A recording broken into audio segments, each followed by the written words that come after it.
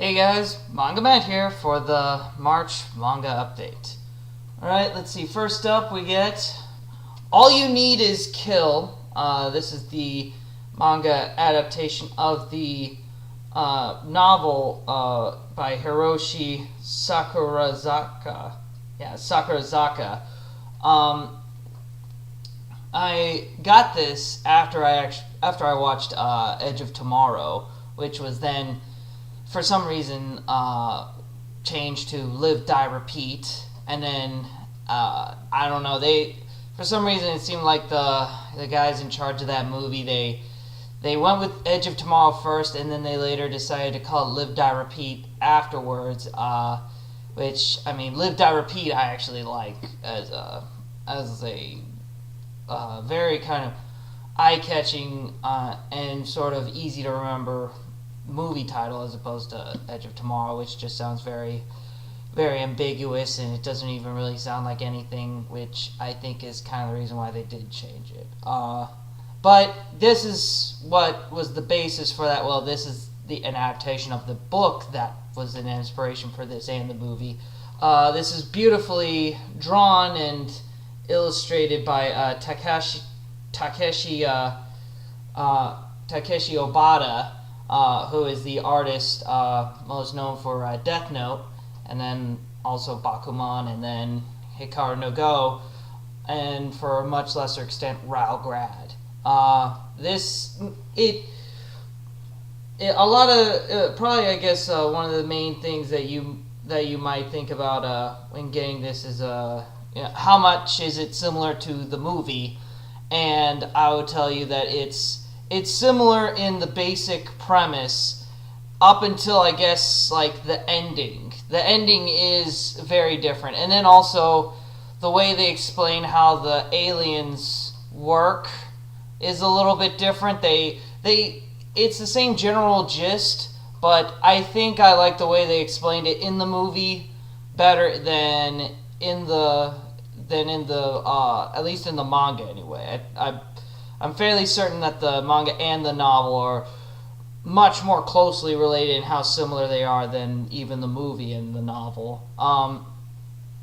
But so when I refer to this in that, I'm really talking about this. But I also like I don't really know what to say about what the design for the creatures are in the book, but as far as in the manga here, the design for the aliens are just, I don't know, there's something weird about how they're shaped, and I can't really get invested with them. Like they're just kind of these balls that have teeth on them, and they move with these little spiked appendages. They really remind me of the Langoliers from that Stephen King miniseries movie, made-for-TV movie thing, the Langoliers. They look just like that. It also doesn't help either that there's the obvious connection of the fact that the Langoliers had something to do with time, and then these things operate using time. Is just like,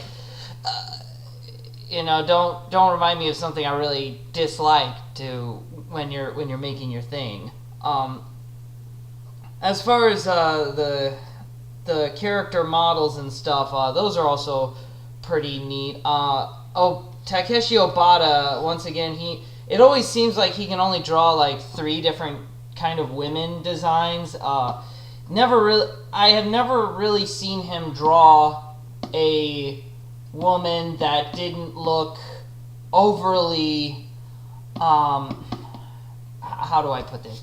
When he draws women, it always seems like he draws women to in kind of this idealized masculine demographic appeal of this sort of idealized kind of woman design, like very soft features, always this kind of neat hair, and it's kind of like one of those. I'm not telling him to draw ugly women, but I'm saying I would be interested to see if he could draw a woman that was less of this kind of idealized image, like I've seen him in Death Note and stuff draw men that weren't kind of these pretty boy male type designs and just look kind of, just maybe like a frumpy dude or something. It's like, I've never seen him, and you can correct me if I'm wrong. Point out to me. I'd love to know. Maybe in Hikaru no Go once or twice, maybe, if anywhere. But I have never seen him draw a woman that isn't supposed to be eye candy. There we go. I put in words there. He always draws women to be some kind of a eye candy looking woman, and I really applauded the movie Edge of Tomorrow by actually not having a woman in there that is supposed to be eye candy. Like, you have what's her name, Vertrasky, and Rita Vertrasky, and she's not eye candy. She's just a woman in the movie, and I really liked her character. Right up there with like Sigourney Weaver, Ripley, in the Alien movie, or even the sequel Aliens with Vasquez. She never came off as supposed to be sexy or anything. It's just with the way Obata draws, he can't draw ugly women or women that aren't supposed to be viewed as eye-catching. But I'm harping on something. You can debate all day long whether or not that's a big issue or not. I think it's kind of a big issue, and that's only because Rita Vertrasky in both this and in the Edge of Tomorrow movie, they play. They're sort of the main character aside from the guy. And then also in here at the very end, it was hard for me to figure out initially what the twist was for why they had to be at odds with each other, and I had to look it up and really look into it to figure it out. But I finally got it, and it does make sense, and I do like this ending. If I watch the movie again, I'll probably like the ending less, and that's not to say the ending of the movie is bad. It's just, it's a typical kind of Hollywood movie, and seeing how this ends makes me kind of wish that this ending was how the movie ended, because I feel like it would be more poignant. I also like the way that they established in the movie how the looping gets started, as opposed to in here where it's just kept kind of vague how the looping worked. Or they do explain it, but I don't think they explained it well enough.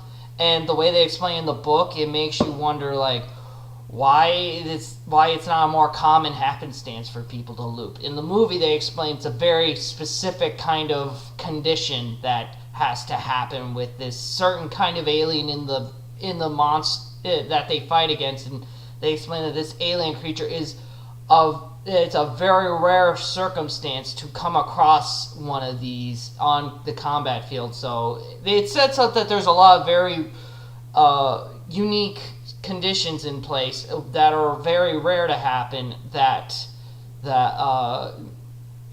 actually cause the looping. So it's more believable that, there's maybe only 2 people that have ever encountered this.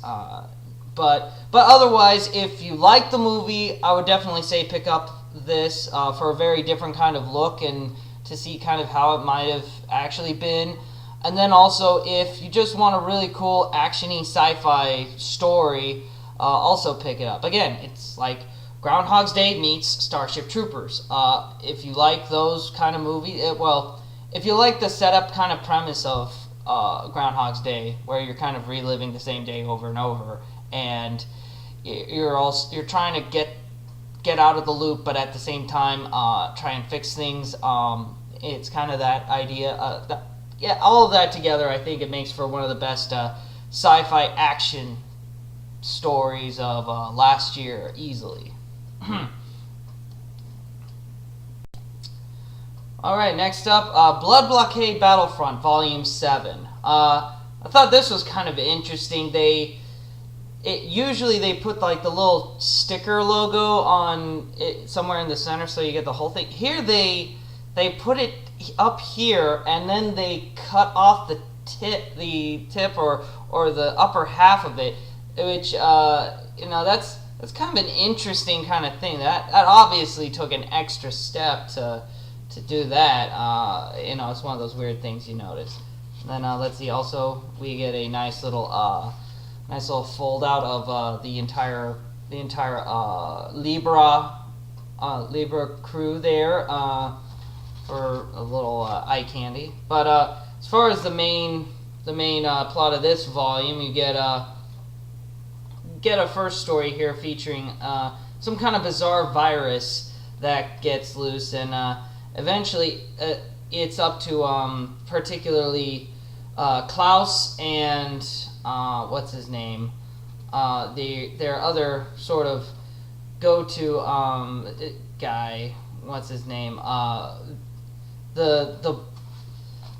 This dude who was featured on the last cover but wasn't actually in the fight.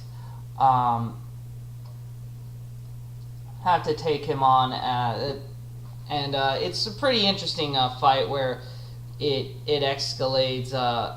Escalates pretty intensely. Featured right here, pretty interesting. Where they get bigger and bigger. I like this. And then the next part where we get what's his name? I think Lightning or Chain. Yeah, Zap and Zed, two of the blood technique specialists who have to. They get stuck in this situation where they have to retrieve this little vial that, if the two chemicals mix, it will cause a huge explosion, and they have to retrieve it before something is able to come in and take it out of their hands. And then through a series of happenstance accidents with a bunch of stuff flying around, they wind up inside a safe that is slowly plummeting to Earth, and they have to figure out how to get out of said plummeting safe, and they have to basically call upon some old kind of wisdom training that they had. So pretty much this was it felt kind of a weaker volume in the series. It seems like Night Owl just keeps wanting to do more of these standalone kind of stories and not really build to any bigger plot, which is a shame because it's a little bit better to have that in the beginning, but 7 volumes, there should really be some bigger kind of thing going on, especially because in the earlier volumes of B3 there was kind of this implication that there was a bigger thing going on in the series. I don't know why. Speaking of things happening, Bleach 63. What's the big takeaway here? Apparently, Reggie's Bankai wasn't actually his Bankai. It was actually some other kind of. He apparently was saying the name wrong for his sword Zabimaru, and then because of that, he wasn't able to release the full potential for his Bankai form. But now it's a more accurate reveal, and also it's been retained whole again in its true form, as opposed to before when he was releasing the Bankai. It would get blown up, and apparently little sections of it were getting destroyed, and that was what caused it to get weaker. And also, I do love this. I actually really like the idea of this one guy, Masque de Masculine, who is this kind of wrestler dude, but he fights. He's only able to get stronger because he keeps getting praise and adulation from his adoring fanboy, who's essentially this indestructible little blob thing. I love the concept of that you have this luchador type fighter that his entire strength is dependent on actually getting praised and being stronger. That's kind of a cool, unique idea. And then we also get a look at Rukia's Bankai, which I guess is a pretty cool idea, and they at least stress that it's a really powerful one, which is I guess I don't know. It was fine. It wasn't amazing or anything. It had cool fight scenes, which I guess is what you came for.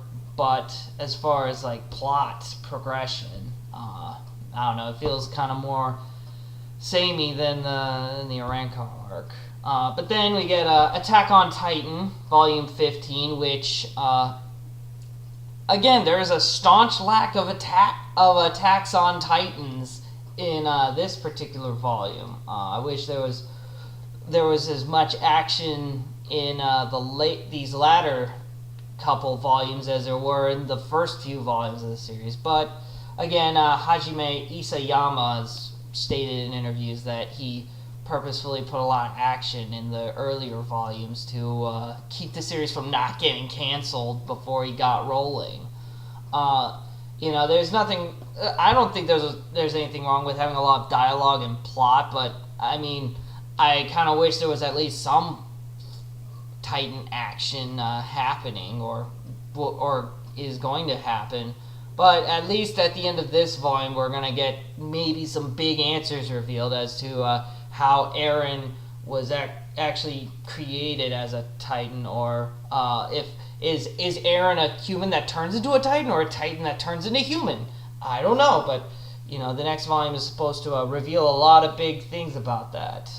Then Kimi Ni Todoke Volume 20, which this volume was okay. I did like kind of the back and forth between Kazuhaya's father and Sawako's Sawako's father and Kazuhaya, and kind of their kind of his overprotective fatherly figure thing, and of course Kazuhaya being the boyfriend kind of thing. I liked that, and then also we're getting to Valentine's Day in this volume, which is sort of significant because of it's referencing back to Valentine's Day from earlier in the series, which I think this is supposed to mark Sawako's first year anniversary, I guess, of them being together in a relationship. And then also the fact that, again, they're just now about to graduate, so it's kind of interesting that it's taken 20 volumes to get into their life progression, that is high school and then college, that it took roughly 5 volumes of Itazura na Kiss to get to that same progression. I find that kind of interesting. Then we get, Dance in the Vampire Bund 2, The Scarlet Order, which this is now officially the second arc of the Dance in the Vampire Bund storyline, with a lot of interesting things happening. Initially starting off, we get a kind of terrorist attack on a Olympic, there's like a, Tokyo's hosting the Summer Olympics, and Mina Trepes is one of the people that's shown up to the festivities, and a terrorist attack is happening here, as you do. Well, I mean, not as you do, but I mean, it's a thing that has happened, so it's no surprise that it happens here in this storyline. And also some new threats are coming about, namely the fact that America actually is creating some. I don't know if they're necessarily creating. Essentially, the way it's portrayed in this volume is that because America is like so very Christian oriented, or at least this author's opinion of America, from what I get from this story, is that America is very Christian centric, and as a result of that, there is a huge outcry and backlash from the whole country against vampires and whatnot, which I find very kind of odd that there's something very kind of feels very broad sweeping and generalizing about an entire country like that. But still, it's still engaging as a story, even from the first series. Can't wait to find out more about kind of a lot of the lingering questions left over from the last series and how those are going to be addressed. Then let's see. Got a double helping of the Pokemon here with Pokemon Black and White Volume 20, which is actually the final volume of Black and White, which the conclusion between Brashrum and Zekrom fight, it felt kind of just there, and then also it doesn't really even feel like it brings anything to a conclusion. Not to mention also that it felt like now that this is over, that Keldio's involvement and all of those legendary deer Pokemon, that they were kind of there and then they just kind of don't factor in anything. I guess maybe I'll just try to reread it again, see kind of where they were going with it, or maybe that they're still gonna do more with it. That since there was a Black and White 2 game, there might be a Black and White 2 Pokemon manga adaptation of that arc. So that'll be interesting to see. Then Pokemon X and Y Volume 2, which now we get we actually find out who gets what starter, namely that X gets Chespin, which is interesting to see him get a grass type. I'm trying to remember if it was I think Red got a Bulbasaur in Pokemon Adventures, but yeah he did, because Green got the Charizard and Blue got the Blastoise. Yeah. So that's kind of interesting, seeing another grass type trainer, and then also a kind of unique use of what's his name, Honedge, as being sort of this possessed sword Pokemon, and also again using the Aegis Shield Pokemon, who of course is as completely broken as he is in the game. Oh my god, Steel Ghost, what more do you want? It's like you're taking two of the strongest type features and putting them together in a one Pokemon, and then adding in the whole attack mode, defense mode to like make him even more powerful. Which again, I'm just harping on kind of Pokemon-ness. And then we get an introduction of this woman here, who is another gym leader that in the game introduces you to Mega Evolution and her Mega Lucario. So it'll be interesting to kind of see what's done with that revelation, and how she's apparently going to. She's set up that she's not going to teach him, but probably will teach him kind of how to fight with Mega Evolution, which I guess that'll be kind of an interesting kind of training bit.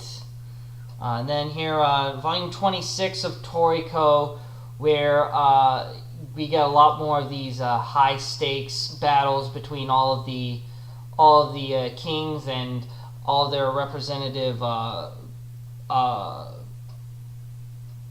of the bad guys that are also here. Namely, we get Tommy Rod versus Sunny, where Sunny apparently has just his hair has gotten to the point that it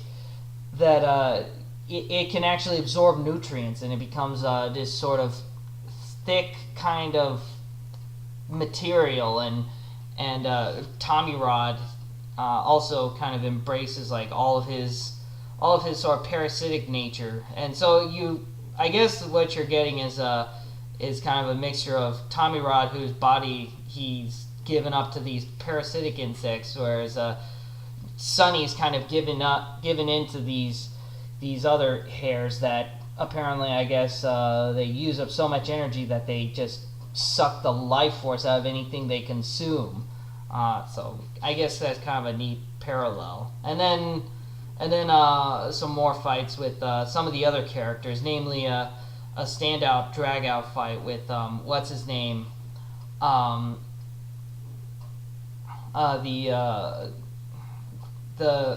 Tengu guy from before, facing off against this sort of centaur guy. I don't know, but it's kind of a neat fight. Electricity versus kind of this seemingly immortal creature, and then Zebra fights, and then it's a big action fight, knockout, drag out volume, which I always love kind of the fights in Toriko so far.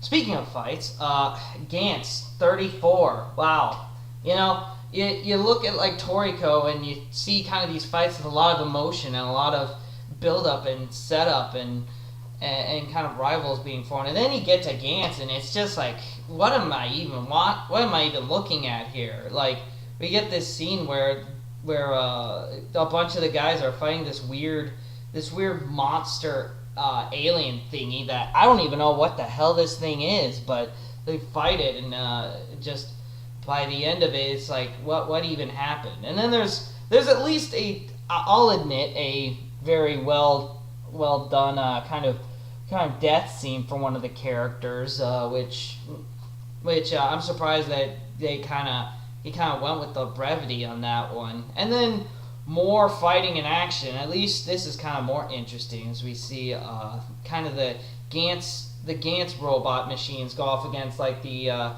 aliens, kind of big mechs, in kind of a big fight. And even conclusion featuring the one guy who's kind of like the psychic dude, and he actually meets up with I think this is like supposed to be his old mentor who he thought was like dead, which I guess maybe he's not dead anymore. I don't know. Maybe he's hallucinating. That was kind of something. And then, alright, next up we get the first volume of the Kindaichi case files, the Opera House murders. I recently found a lot of these at a used bookstore for a really good price. And you know me, I'm a big fan of Case Closed and a bunch of other mystery stuff that's been coming. And so something like this is right up my alley. The artwork is, it's not really anything to write home about, but at least the case in this first volume was pretty cool. You have a bunch of these kids that are going to like this mansion place that used to host a bunch of theater productions, but it's now getting closed down, and apparently somebody is killing off all the kids that are visiting here one by one, and kind of mimicking the plot to the play The Phantom of the Opera. And so Kindaichi is trying to find out who's doing it and why, and before anyone else can die. I was also pretty taken aback by a lot of the characters that were introduced very early in this story that I thought were going to be main characters, and they get killed off. Like, wow. To have something like that, and like in Case Closed, it's gone on so long that I can already kind of point out, oh, you might die, you're definitely gonna die. But here it was like, wow, they killed her. I really thought that was gonna be like a main character. Like, I guess maybe if they killed off like Amy's best friend in Case Closed, that would be kind of a big deal in that series. I'm also a little disappointed, I guess, like the pacing is kind of thrown off by just how thick this volume is. Like in Case Closed, like I don't know if they would actually do an entire murder mystery that would necessarily last an entire volume. I guess maybe I've been spoiled by that, but at least the next volume feature here, The Mummy's Curse, that looks a little bit more interesting. And it's interesting, like, there are volumes even thicker than this that I'm hoping aren't one long case. But overall, if you like mystery series, it's, I guess, another good choice for you. And let's up here see Deadman Wonderland Volume 7, which continues on with the revelation of these new dead men created that are known as the Ninben, who are kind of artificially created dead men, even though dead men themselves are artificially created. But they're made with, like, I guess, a different process, is what I'm saying. And they have different kind of abilities that make them counter to dead men. And Ganta, who has managed to, I guess, help with, what's her name? Azami, kind of helped her from breaking away from the influences of the dead men. And also the one woman here who was the leader of the entire prison, who has decided to resign her position and actually openly oppose the prison system and fight against it to kind of undo all the unethical human experimentation going on. So that'll be interesting to see now that villains and adversaries have turned hero, and you're constructing your team for a big showdown kind of thing. And then more Pokemon. Pokemon Adventures Volume 27 in the Emerald arc here, where actually a lot of interesting plot comes about, specifically involving Jirachi. It turns out a lot of what's been going on with this Battle Frontier tournament that's been going on, it actually all correlates to a prophecy foretold of the appearance of Jirachi, which is a Pokemon that has the power to grant a wish for any that, I guess, can catch it or something. But Emerald wants to catch Jirachi because of something specific to Professor Oak's plans, and also may involve something to do with some of the trainers that were frozen in stone following the conclusion of the last major Pokemon story arc. So possibly they want to capture Jirachi to resurrect them, or maybe Professor Oak is planning something else. Again, I really like how they incorporate a lot of stuff from Pokemon and sort of give it a legitimacy and kind of a serious nature to it in this main series going forward, and also just the kind of the great use of characters in there. Then we get Ajin, Demi-Human, Volume 3, where we get the main breakout of what's his name? I can't remember who. They're breaking him out of kind of this holding facility, and of course the main thing that they have to use to their advantage is sort of these ghost creatures that can manifest themselves, and they're kind of the abnormal demi-humans that the rest of the military or anyone, a lot of them can't even see, and they're virtually indestructible when they fight. So essentially, the only thing that can kill a demi-human is another demi-human when they release these ghost things. I especially like the design on this one, where it's got kind of this flat-shaped head. It's very just a creepy kind of look to it, and even more creepy when it opens its mouth. Just a great monster design from that. Overall, it's still kind of ramping up to an interesting kind of series. I don't quite know yet exactly where it's going, but there's some great action and intrigue with it. Same thing with Assassination Classroom. This volume actually reveals a lot of plot going on, specifically what's going on with the other classes in this school where what's his name is teaching at the what's his name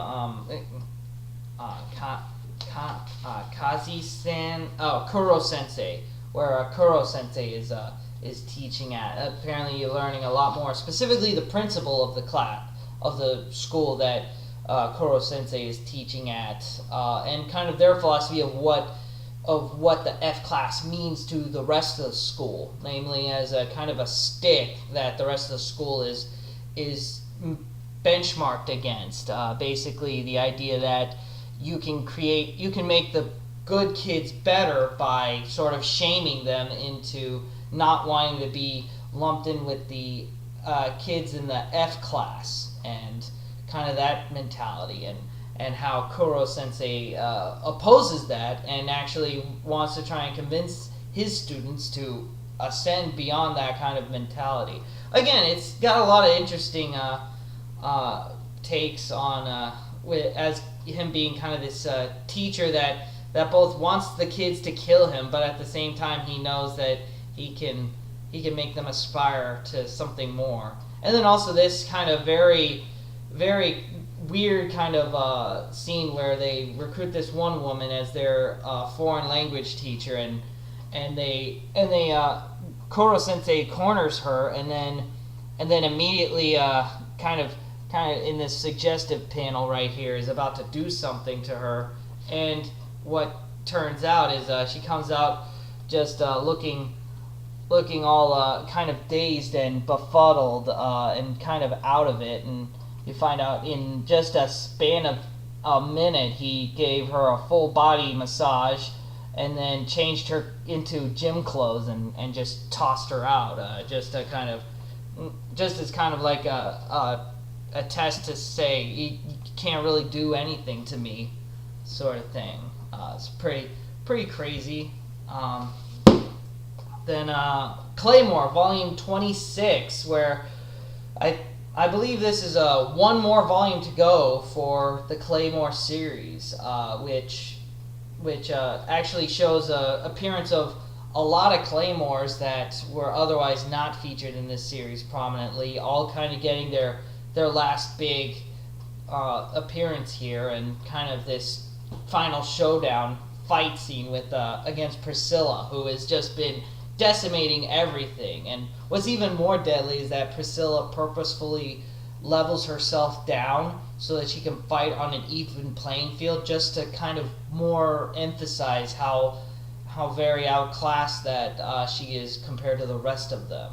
But otherwise, the conclusion of this volume leaves a pretty interesting cliffhanger that I hope leads to a satisfactory conclusion. I'm a little disappointed that a lot more wasn't done with kind of the world of the Claymore, specifically the notion of this other island that exists, which is where all the Claymores and all the Yoma stuff came from, which was also briefly mentioned when they were talking about why the swords never chipped or broke or anything, and kind of the material they were made from. It seemed like they kind of threw that in there, and then he didn't really follow up on it. Speaking of, we got here the Satoshi Kon Mamoru Oshii collaborated sci-fi manga that sadly was left unfinished, and very likely is going to be now that Satoshi Kon has passed. But I still recommend that you pick this up. It's an interesting premise, very kind of ahead of its time, if you can recall. This is from the 90s. Essentially, you have this virus, this disease that's going around called like the Seraphim disease, that when people get it, they start to exhibit these bizarre symptoms, and they start to actually even grow growths out of their backside that make that sort of mimic kind of the look of an angel. And in fact, one group even worshipped one extreme case here like a god, and also the World Health Organization has kind of escalated to a level of kind of being an advanced kind of inquisition to try and stop the spread of this disease, which even they admit they don't know how it's spread, and they don't know what the root cause of the disease actually is. All they know is that the symptoms it creates, and that there's this one girl. There's this one girl that they meet who supposedly survived a massive outbreak with absolutely no symptoms at all, and they believe that her blood carries a possible cure for that they could make a vaccine out of it. Other weird things too, like there's a lot of birds that just sort of fly around and congregate in various locales in areas, which has caused a lot of issues, specifically with kind of taking off and flying, because of course it's very difficult to fly in sort of jets with jet engines if there's a risk of birds kind of flying around and getting into the engines and clogging it, and also even still a lot of other just a lot of things are messed up in this world that create issues, and it makes a very believable kind of apocalyptic environment. If you like Mamoru Oshii's Ghost in the Shell, and he's a great ideas guy, and then you combine that with Satoshi Kon, who's great at creating characters and very likable and interesting characters, you get a great mashup here. It's just a shame that they just had an eventual falling out, and also in the back you get a great sort of essay from Carl Horn talking about a lot of those kind of things and a lot of what went into the making of it, which, if you're a big fan of a lot of those appendix material kind of things, this is kind of the best you'll ever get talking about a story like this. I actually had to look up, though, what the 266,613,336 number is a reference to, and apparently somewhere, somehow, it's referenced that is how many angels are in heaven. That's, I guess, as good of an answer as any for what the point of it is. It works for me, but I kind of wish that there was at least something in the book that kind of pointed that out. But what are you gonna do? Okay, then next up, MPD Psycho, volumes 7, 8, 9, and 10. That leaves only one more volume to go until I'm 100% up to date with this series. So far, it's taken a lot of different turns, even in just 10 volumes. It's very separated from kind of where it was at the beginning, where I thought it was just going to be some kind of a crime procedural sort of thing, and where it's like Killer of the Week, kind of like a Dexter kind of thing. But no, they've brought in like government secret testing and the notion of consciousness and how it's related to how consciousness can possibly be downloaded or written into the brain, possible means of attaining an immortality, all sorts of weird, very sci-fi, cerebral kind of ideas, and all from a series like this. You really wonder and they've only adapted like half of it. I can't even imagine where it's going to go in the next 10 or so volumes. If you definitely want something that's very out there but keeps it reined in, the series like this is definitely like that. You would think that with how thin these volumes are that you wouldn't get a lot per volume, but trust me, every volume of this is definitely you get your money's worth from it. There's a reason why it garners the kind of price tag it does on some of those volumes. Very, very cool series. Then finally we get something that was left off of my last update, which I wish I had gotten it then to talk about it, but you're gonna do.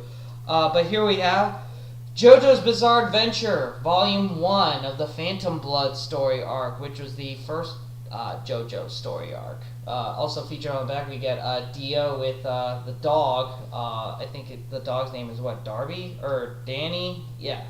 I think the dog is called Danny, which is kind of interesting. This dog is this dog supposed to be a Dalmatian? I think it's a Dalmatian dog, which I actually owned a Dalmatian when I was a lot younger, and I'll tell you right now, those dogs are kind of idiots. I don't know how JoJo was able to train this dog to do all the things that it does, but kudos to you, JoJo, for having the patience, especially for a dog breed that has a very prominent genetic disorder where it will actually be born deaf, thus being what I believe is the reason why it's commonly associated as a firehouse dog, is because it wasn't affected by the siren noise. But overall, I mean, reading this series, though, you gotta read this with a grain of salt, is all I'm saying. There's a lot of roughness with this first arc that a lot of JoJo fans accept it for what it is, as just an early entry in a series that gets infinitely better with every rendition. But a lot of people that are going into this just completely blind, I'm gonna, let you know right now. There's a lot of stuff in here that feels very samey, and you've seen it kind of before, sort of. And especially the fact that there's a lot of nothing that kind of goes on. There's a lot of setup and a lot of putzing around. It's not until like very late in this first volume here that we get to the part where Dio becomes an actual vampire and starts actually, doing crazy stuff with it. Like it's about like right here near the end of the first volume that Dio legitimately becomes a vampire and uses his newfound abilities to kind of become a world conqueror. And for a lot of people, that's gonna really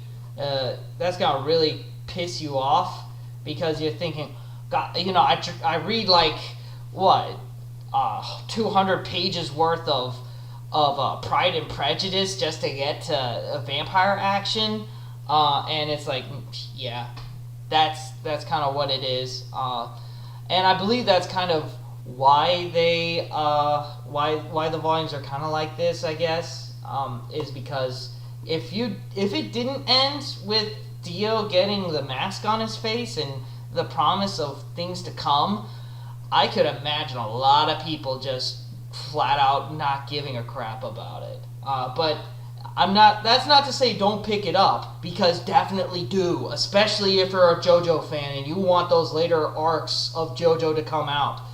If you don't believe that Viz isn't looking closely to the numbers on this thing to determine if it's even feasible to release the other volumes, then I don't know what to tell you about basic capitalism and marketing. They are looking very closely with it. It probably took a lot of convincing, especially given that Part 3 of JoJo came out like a good 8 years ago, and they're just now getting around to Part 1 here.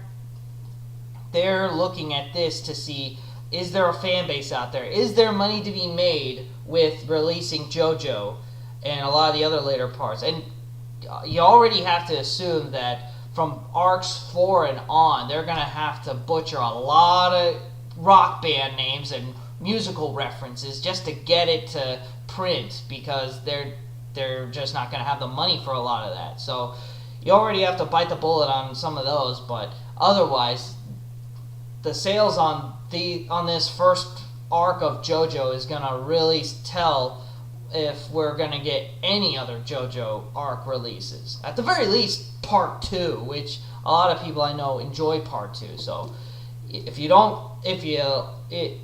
if you like it, get it if you think you might like it, and get it if you like the stuff that comes later after this, that we all know does.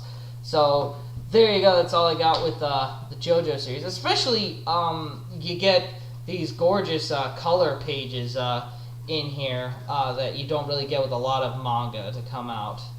A lot of the great traditional sort of JoJo poses that would become a staple of the series. Also, a neat little reference there to kind of the setting, taking place in London in the 1880s. Also, gorgeous hardcover. Really love kind of the eccentric design of it. But that's all I got for this month. Check y'all next time.